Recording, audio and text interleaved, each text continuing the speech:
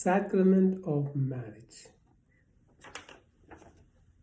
Matrimonial covenant by which a man and woman establish between themselves a partnership of the whole life is by its very nature ordered towards good of the spouses, procreation and education of offspring.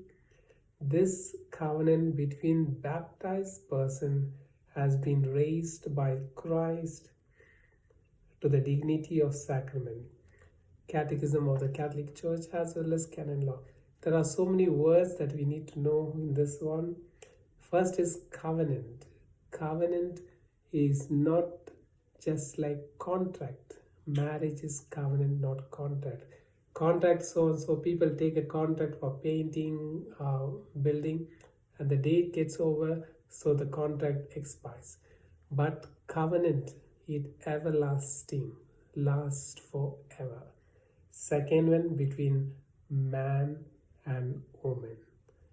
Third one, it speaks about partnership for the whole life.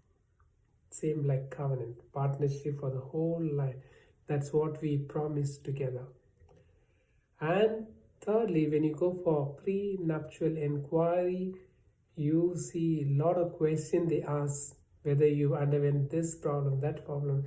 They have sets of questions just to know good of the spouses so that the marriage remain healthy to one another. They are able to take responsibility. That's what the good of the spouses that speaks of next point. Then, of course, in the church, it is the sacrament of marriage. There are other people also can get married. A two-person who suddenly decided to get married, that is also marriage, is just a natural marriage. But when you come in the presence of God, you need God's grace. As you come into the church, it has become a sacramental marriage. What is the central formula that we take during marriage?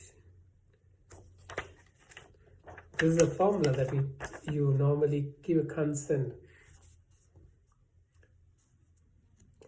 I, the boy, will say, take you, to the girl name, to be my husband.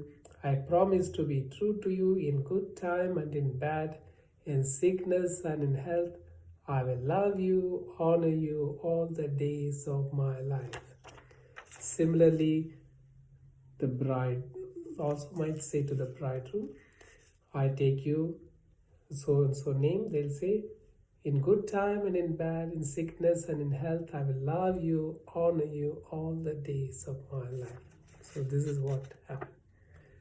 In Bible, do we find scriptural basis?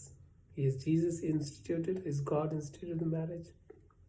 Genesis 2:24, it says, man leaves his father and mother and clings to his wife. They become one flesh. Mark chapter 10, 2-12, Matthew 19, 1-9 says, what God has joined, man must not divide. So it's a unity of marriage. The two properties of marriage that we see is unity and indissolubility. The central action. What is the central action that happens in marriage? Husband and wife make the promises to each other publicly. They make a public vows. Then they also make exchange of rings or a thali or any other signs. And they have a consent for one another and the verbal commitment to one another. So this is the central action in marriage. What is the effect of sacrament of marriage? The effect of the sacrament of marriage is in the presence of God, they publicly, legally become married couple. Hence I declare you so and so, Mr. and Mrs. they introduce.